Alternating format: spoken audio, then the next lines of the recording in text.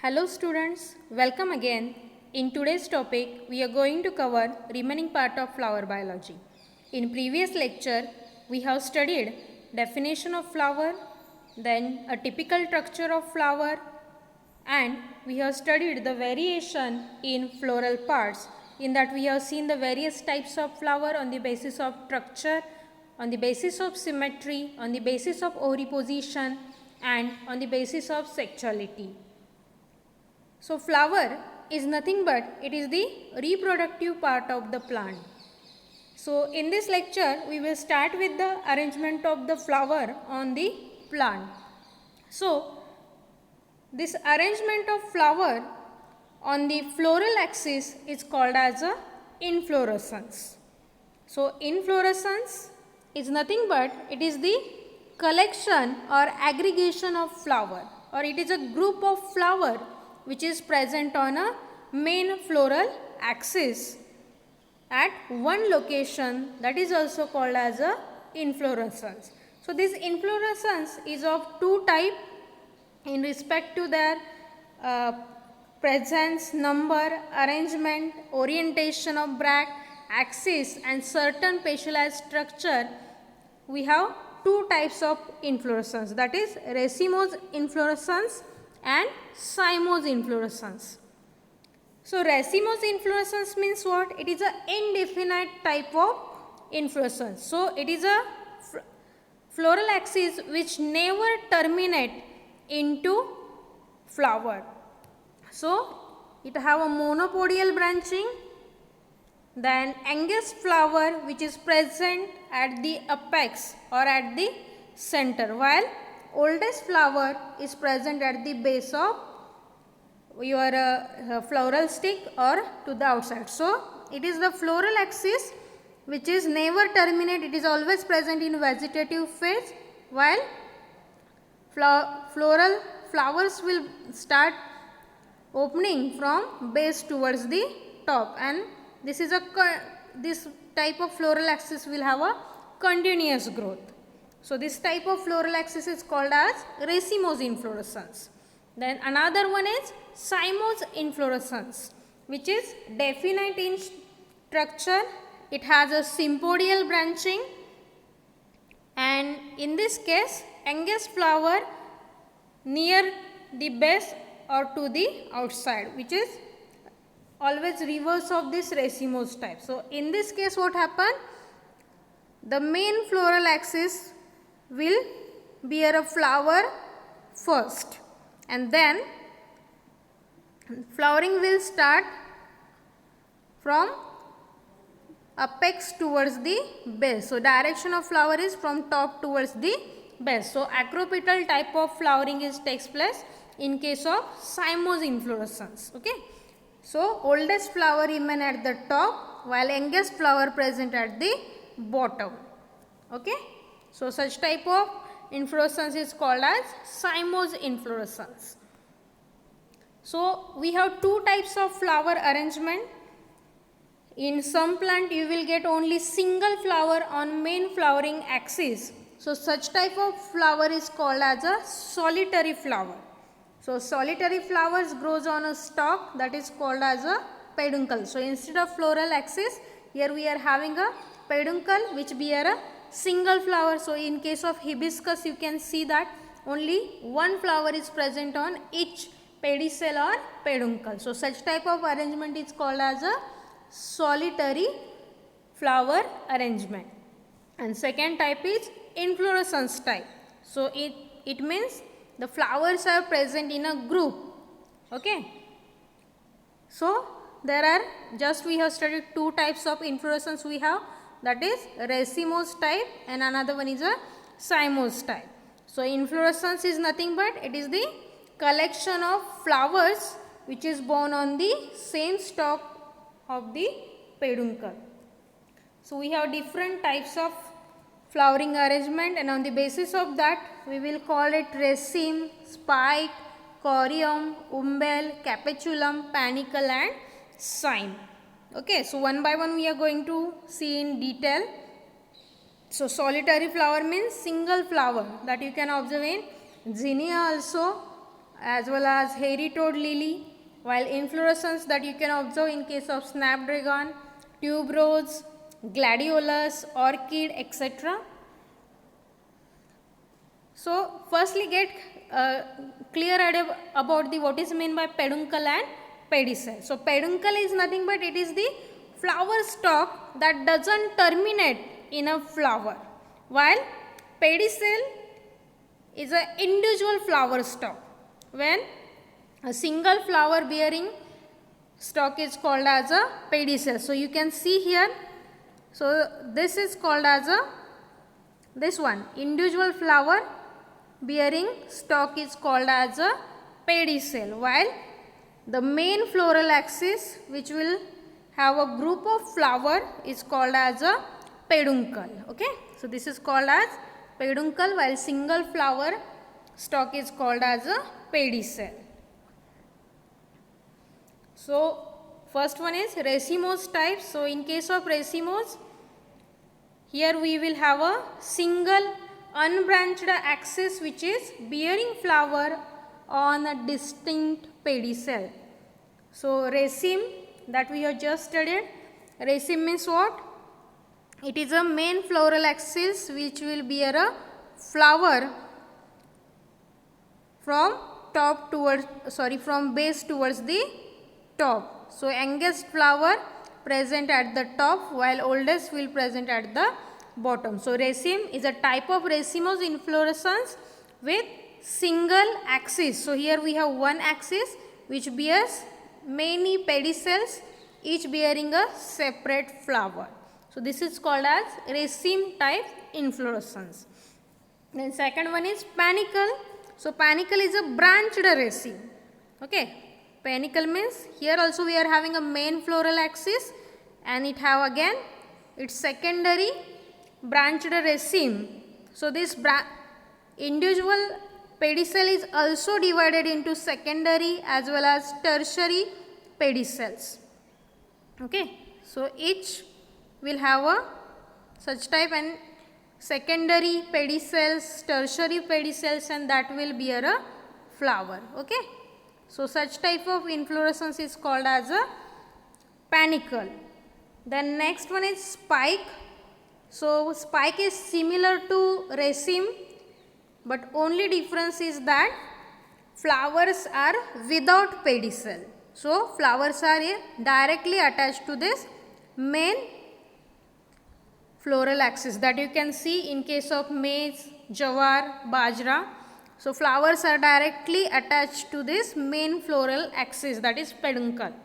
So pedicels are absent. So such type of structure is called as a spike. Then next one is paddix. So variation of a spike where the axis is fleshy and the flower is covered by a large bract known as spathe. So that you can observe also in banana. Okay, so large leaf like structure is present which is going to cover the flower. So that is called as spadix. Then another one is corium. So flat topped racemose inflorescence with longer pedicel and shorter upper pedicels that will emerge from the same level. So here you can see in case of corium you are having all flowers arranged at here which is forming a flat top. Okay, and the length of pedicel is unequal. Okay, they are having shorter length to youngest flower while longer length of your oldest flower. So such type of inflorescence where all the flowers are going to form a flat top, that is called as corium. Then next one is coriambose raceme, which is a intermediate between a typical raceme and typical corium. So all flowers are not managing to reach the same height. So it is an intermediate type between your corium. So here they are trying to make a flat top but they are unable to form. So such type of intermediate form is called as a coriambose raceme. Then next one is catkin. So spike-like inflorescence of reduced unisexual flower is called as catkin. Okay, so same like spike but present on which is only have a unisexual flowers, and it is called as catkin. Then another one is a umbel. So flowers arising from one point due to condensation of axis. So in case of umbel, you are having a this so this is a your main flowering axis, that is the peduncle, and your flower will start to emerge from one point. So from this one point you will get a flowers. So such type of inflorescence is called as a umbel, okay, in which youngest flower which is present at the center while oldest flower are present at the outer side. So these are the oldest flower, so youngest flower present at the middle. So from flowers will mature from outer towards the center, so that you can observe in your onion crop also. In the same manner, so such type of umbel is called as simple umbel. Then compound umbel means they are having a branches. So here you will have such type of umbels. So this is called compound umbel, okay. Then another one is head.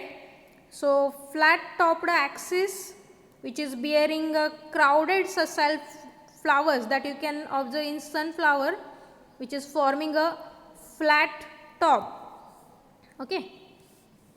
So head is nothing but it is the sessile flower, they are forming a flat top which is a group of several flower. So such type of flower is called as a head. So flat topped axis bearing crowded sessile flower that you can observe in acacia, mimosa pudica, etc. That is called as head. Then another one is a capitulum, which is same flat topped inflorescence is known as capitulum, that you can observe in sunflower crop. Then here you can see a few pictures of this racemose type of inflorescence. So solitary means the floral axis will bear a single flower, okay, that you can see here, that is called as solitary. Then spikes mean, which is a simply modification here, there are many flowers are present on a single floral axis. So oldest flower which is present at the bottom you can see here, and youngest will present at the top. So without pedicel, those flowers are arranged on the main axis is called as spike. Then raceme means it is a flowers which is having a pedicel. So individual flower will have a pedicel and they are attached to this main floral axis, that is called as peduncle, okay. So flowers on pedicel, then it is called raceme. And then another one is a panicle.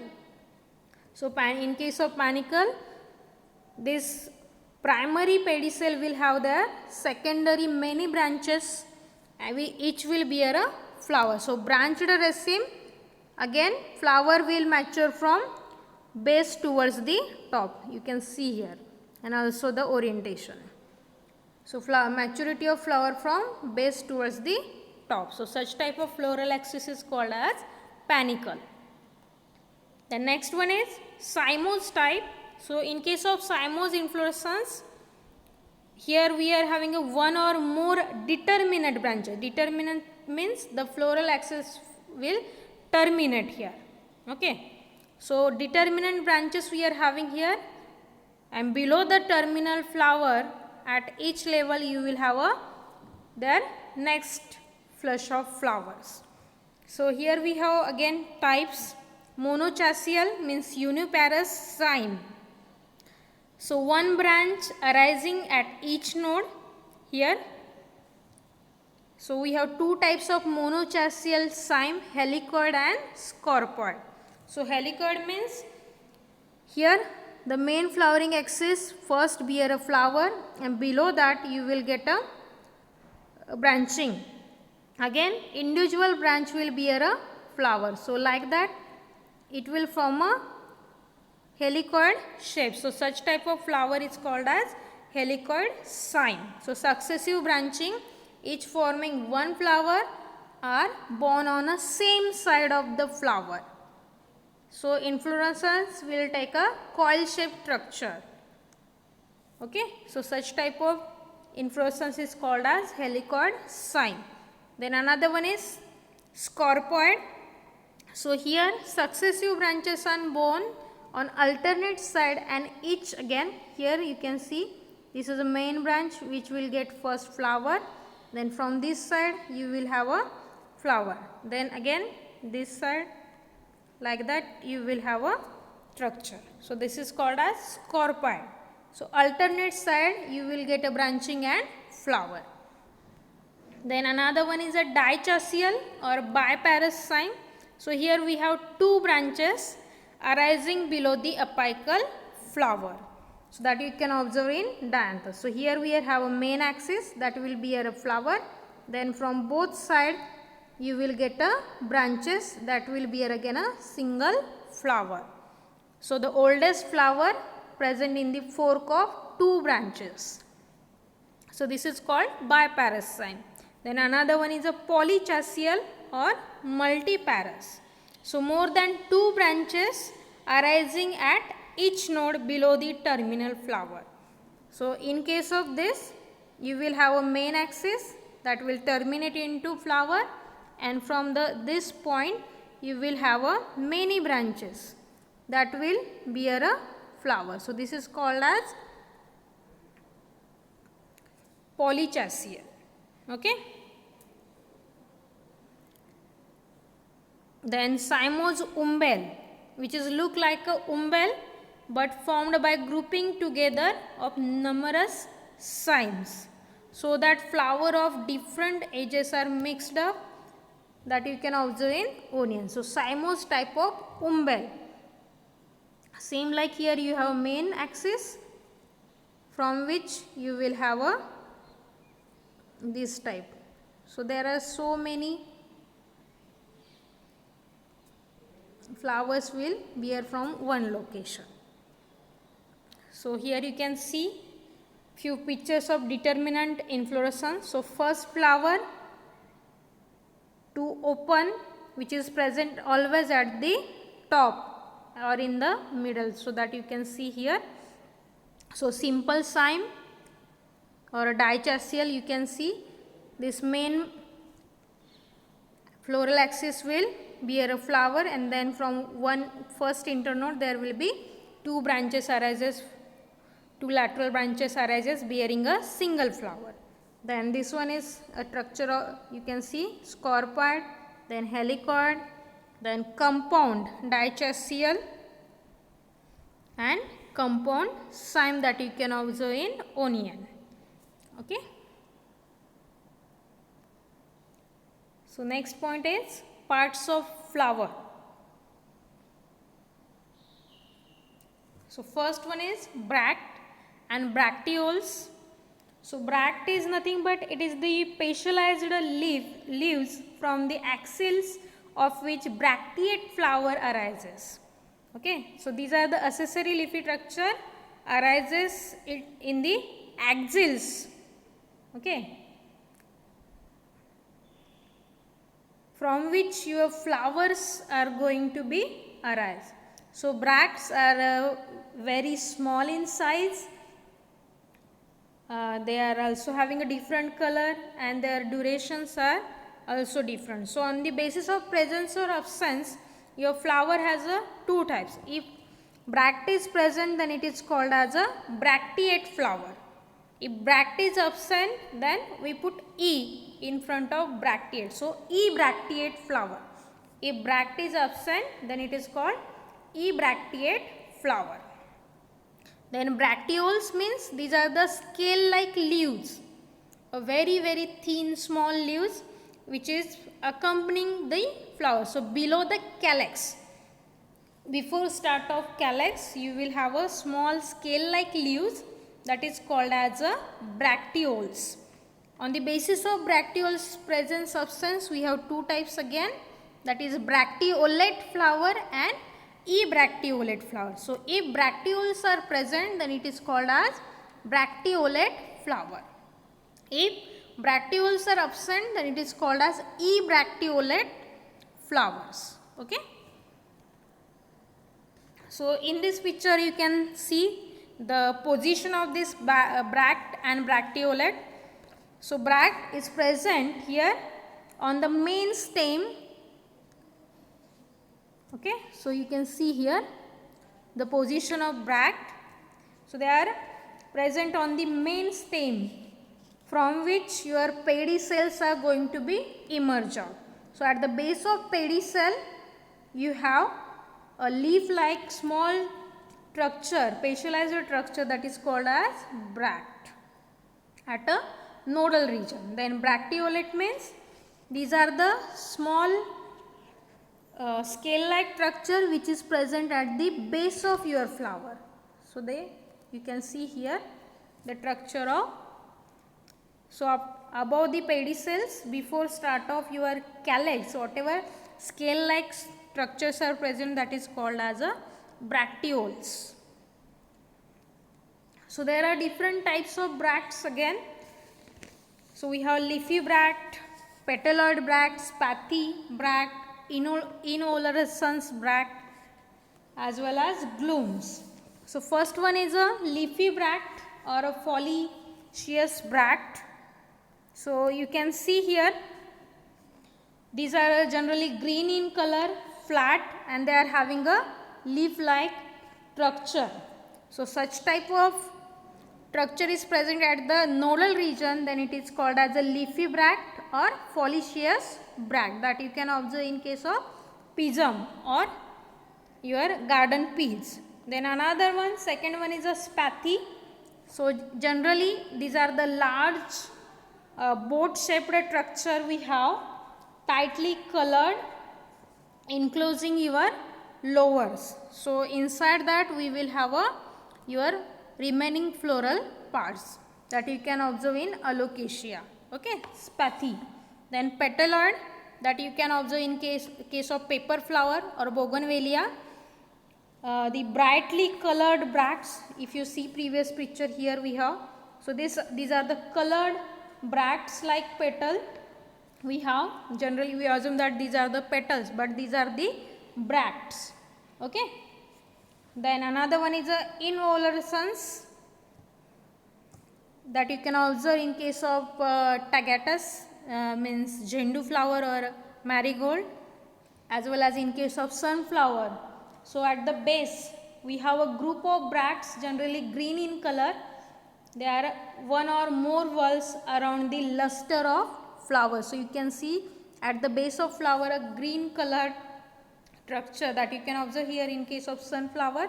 Here you can see this green colored structure, that is they are the one or more whorl around the luster of flower, that is called as inflorescence. Okay. Then next one is epicalyx. So epicalyx is the whorl of bracteoles arising at the base of type calyx. So type calyx we have. So at the base of that calyx we will get a whorl of bracteoles, that is called as a epicalyx, that you can observe in Malvaceae family. So in case of cotton, hibiscus, as well as okra, you can observe such type of structure. Okay. Then next one is scaly bract. So that present at the base of each floret of member of Compositae. In Compositae family, before the calyx, start of calyx, you will have a floret shaped structure. So that is called as a scaly bract. Okay. Then last one is glumes. So small and dry scaly bracts which is found in cereal crop So all grasses that have this one, so that is called as a glumes. So that are going to enclose your androecium and gynoecium. So glume 1, outermost layer is called glume 1. Inside that we have glume 2, then lemma and pellia.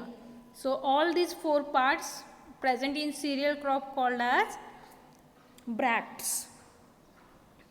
The next one is calyx. So calyx is also have a different types. So calyx is nothing but it is the outermost wall which consists of sepals. So all sepals together called as a calyx. So depending upon the following factors such as size, structure, fusion, modification, loss and persistence, there are different types of calyx we will observe. So first, on the basis of size, we are having a regular type of calyx and irregular type. So one by one we are going to see all them. So first one, on the basis of color, your calyx is have a 2 type, that is sepaloid and another one is a petaloid. So see, when sepals are green in color, so in this flower you can see sepals are having a green color, then it is called as a sepaloid. When your sepals are have a color or it is colored one, then it is called as a petaloid. Okay. The next one, on the basis of loss and persistence or on the basis of duration, there are a few types of your calyx. In that the first one is caducous or fugaceous. So in this case, the sepals that fall off early or prematurely before maturation of flower, this calyx is going to be fall. In that case we call it caducus. So in case of poppy flower, in case of Argemum mexicana, you can observe that calyx is going to fall early or prematurely, then it is called as caducus. Then second one is deciduous. So in this case, petals are going to fall but after fertilization. So after pollination and fertilization, these sepals or this calyx are going to be fall, then it is called deciduous. Then third one is persistence. It means that in case of brinjal you have seen that the calyx is remain attached to the fruit. So it is not going to be fall off. It is present until we harvest the fruit. So such type of calyx is called as a persistent calyx. Then another one is marcescent. So it means that this type of calyx is also persistent, but it takes shriveled and dried up looks. So when we look at, it is going to be look like shriveled one and dried up. So that you can observe in case of tomato as well as in case of Pisidium. Then another type is acrescent. So it is again a type of persistent calyx but growing in size along with the fruit. Okay. So calyx is present with fruit and its nature is in growing stage. After harvesting also calyx growth takes place. So that is called as a acrescent. Then on the basis of modification, first type is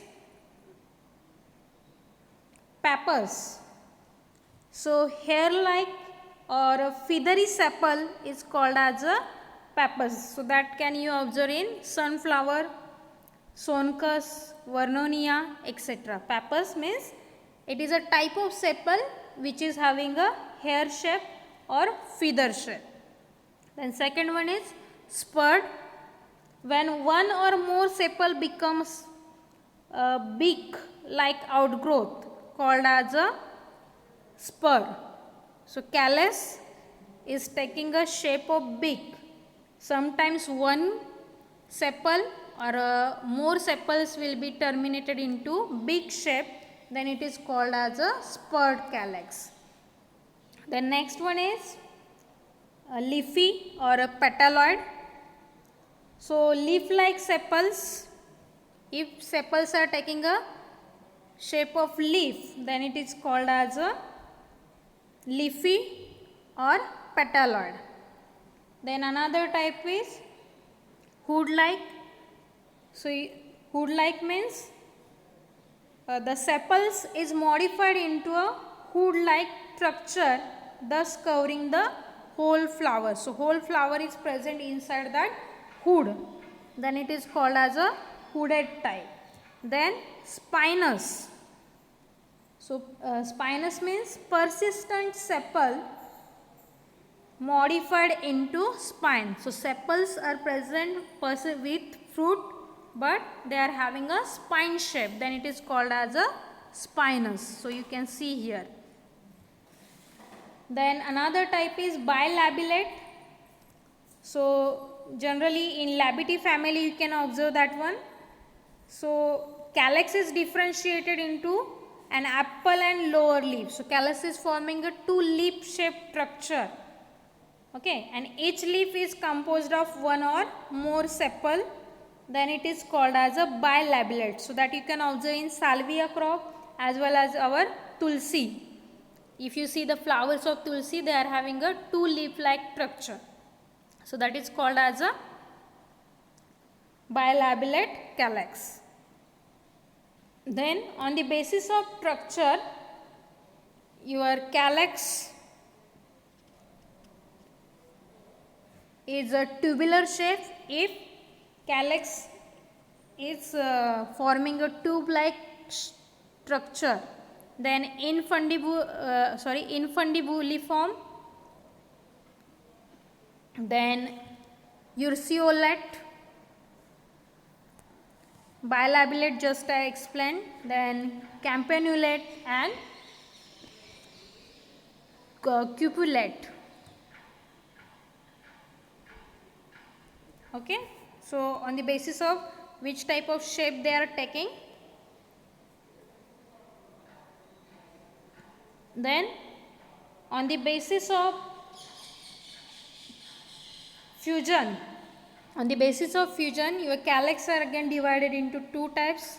So all calyx with free sepals and calyx with united sepal. On the basis of that, we will have two types of calyx, that is gamosepalous and polysepalous. So gamo means united, or sim means united. So when petals are fused together forming a cone shaped structure, so that you can see here in this picture. So such type of or calyx, all sepals are attached to each other forming a cone shape or any another shape structure, then it is called as a gamosepalous. Then polysepalous means all sepals are free from each other, that you can see in this picture. So in case of rose, each sepal is separated from each other. Okay, so that is called as polysepalous. Poly means free, gamo means fused. Okay, so functions. So sepals generally protect your flower when it is in a bud stage. Okay, then second one is corolla. So corolla is nothing but it is the total petals which is present in the flower together called as a corolla. Okay, so corolla is the second wall which is present inside or inner to the calyx and meant for attracting agents of pollination. So individual unit is called as a petal, while all petals together called as a corolla. Again, this corolla is having a different types. So on the basis of color, it has again two types, that is petaloid and sepaloid. If petals are having any another color than the green color, then it is called as a petaloid. If your petals having a green color like sepals, then it is called as a sepaloid. Then on the basis of fusion, on the basis of its shape, there are again different types, that is bell shaped corolla if they are taking a bell shape, then funnel form if they are forming a funnel form structure, then salve form, then ligulate you can see here, and tubular. So on the basis of fusion, same like calyx, we are having two types of your corolla, sympetallous and polypetallous. So sympetallous means when these petals are fused, they are attached or joined together, then it is called as a sympetallous or gamopetallous condition. When all the petals of your flower are free, that you can see here, then it is called as a polypetallous condition. Okay. So in case of this, we have two types in gamopetallous corolla again, regular forms and irregular forms. So regular forms, in that we have the tubular type of corolla, so that you can observe in case of sunflower. So corolla is forming a tube like or cylindrical type shape. Okay. Then hypocratiform, so that you can observe in case of vinca. So slaver shaped corolla is present. Then infundibulum, so funnel shaped corolla is formed, then it is called infundiform, infundibuliform. Then rotate, so when flower is having a wheel shaped corolla, they are having a wheel shaped corolla, then it is called as a rotate type. Then campanulate means bell shaped corolla. Okay. And last one is urceolate means unshaped, corolla is not having any type of shape, then it is called as a urceolate corolla. Okay. So these are the regular forms, means petals when you cut, they are have a many direction possible. When you divide the flower, it will divide into two equal halves. So actinomorphic type of flowers are there. Then irregular form, we have ligulate, so strap shaped corolla. So in case of ray floret we have, so disc floret and ray floret we observe in sunflower, so as well as in Xenia, Gerbera. So this ray floret is having a strap shaped corolla, then it is called ligulate. Then another one is bilobulate, so corolla is present in two leafed shape. So petals are united forming two leaf like structure, then it is called as a bilobulate. So that you can observe in salvia. Then third one is personate, so two leafed corolla is here, but these leaves remain closed by a projection. Okay. So in bilobulate case you can see these two leaves are open. Okay. While in personate case, corolla is also having a two leaf shape, but these leaves are closed by a projection called palette. So that you can observe in anthurium. Then next one is polypetallous corolla. Again in regular form we have rosaceous. So rosaceous means petals 5 or more without any claws. So all, that is sessile. Okay. So in case of rose, tea, apple, we will have that type of condition. Then another one is a cruciform.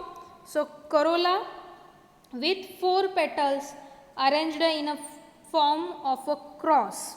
So they are forming a cross shape. So such type of arrangement is called as a cruciform. Only 4 petals are present and they are arranged in such a manner that they will form a cross shape. Then next one is caryophyllous. So corolla with 5 petals arranged in such a manner that the limbs lie right angle to the claws. So in case of dianthus flower, you can observe this condition. Okay. So only 5 petals are there, but they are arranged in such a manner that they are forming a right angle. Okay. The next one is polypetalous irregular form of corolla. So that you can observe in Papilionaceae family. So here we are having again a 5 petals which is appear to form a butterfly shape. Okay. So the posterior flower is a large in shape, that is called as a standard or banner sometime. Then inside that we are having a 2 lateral petal are called wings, and 2 innermost fused petals are called as keel or carina. So this is a characteristics present in a Leguminaceae or Papilionaceae family. So this one is called as a banner or standards. Inside that we are having these 2 petals, lateral one, that is wing, and again inside that 2 fused petals are present, that is called as a keel. The next concept we have, that is the perianth. So perianth is nothing but it is the non-essential part of your flower. When this non-essential part are not differentiated into calyx and corolla. So this calyx and corolla will not have a differentiation, they are fused together. Okay. So these 2 whorls together called as a perianth. Okay. When this non-essential whorls, that is sepals and petals, are not distinct, they are collective or they are fused, then we called it perianth. Okay. So generally this individual member of this perianth is called as a tepal. Same like your sepal or petal, it is called as a tepal. So individual one called as tepal, collectively all tepals together called as a perianth. Okay. So this perianth again same like your corolla on the basis of color. It has 2 types, petaloid and sepaloid. When this tepal is colorful, then it is called as petaloid tepal or petaloid perianth. Then sepaloid means when your tepal is greenish in color, thin and membranous in shape, then it is called as sepaloid.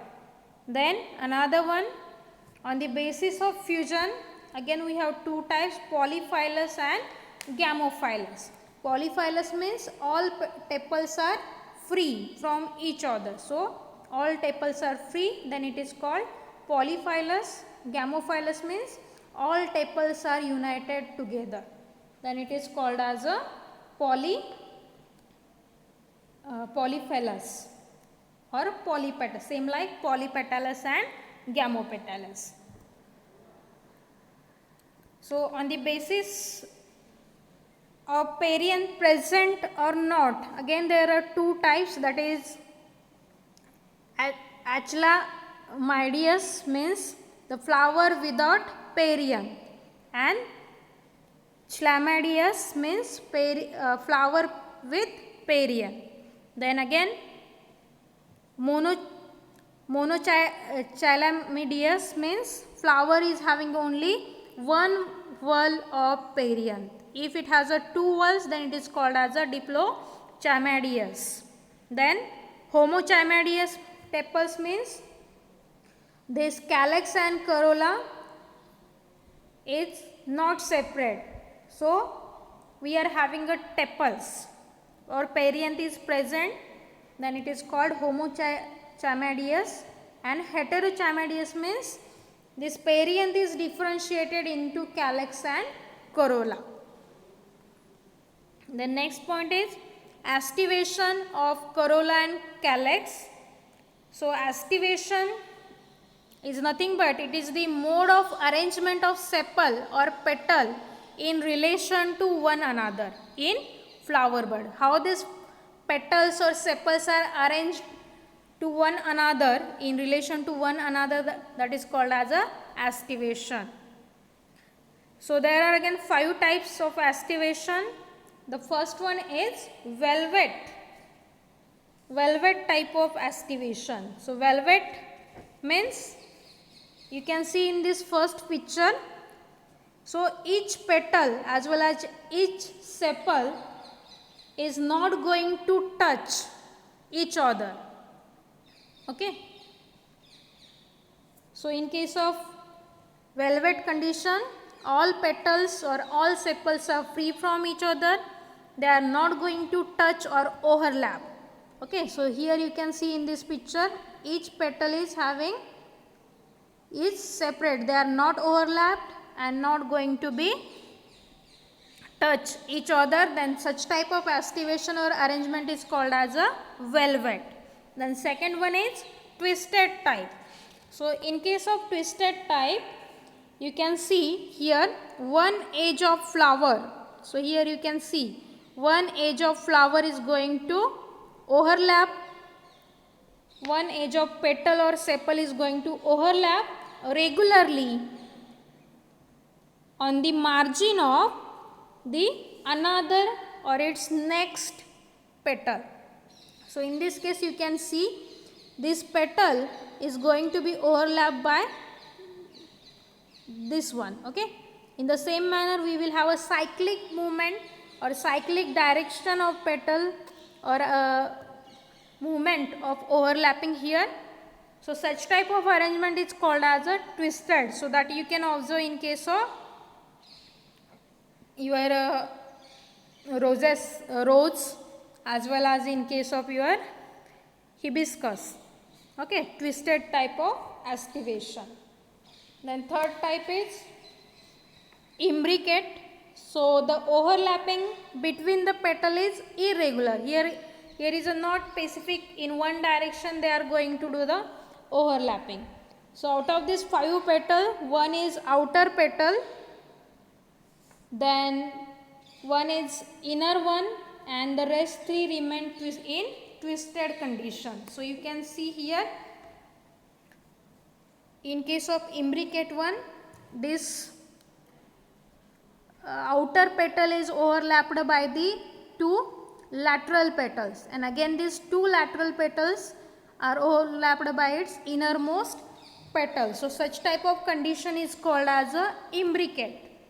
Then fourth one is a quinquential. So in case of quinquential, so it is a modified form of imbricate type of aestivation, in which we are having a 2 outer petal, 2 inner petals, and one remain twisted. Okay. So in this case you can see this outer petal is overlapping its 2 inner petal or lateral petal, and again these 2 lateral petals are overlapped by its inner petal. Got it? This outermost petal is overlapping from both sides these 2 lateral petals. Then again these 2 lateral petals are overlapped by these 2 inner petals. Okay. So such type of aestivation is called as a quinquential. Then fifth one is waxillary type of aestivation. So in this case you can see one large petal is present, that is called as a standard. Okay, that is the outermost and larger petal that is going to overlap its 2 lateral petal, that is called as wing, and these wings are going to overlap to inner petals. Okay, so such type of aestivation is called as a waxillary.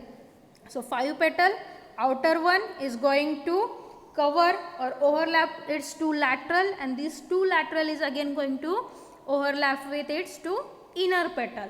So such type of aestivation is called as a waxillary type of aestivation.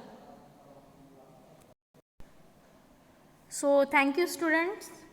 In this lecture we have covered the types of inflorescence and parts of flower. In that we have completed the bract, calyx and corolla.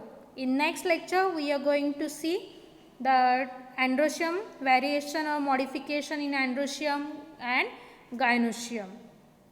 Okay. So thank you again.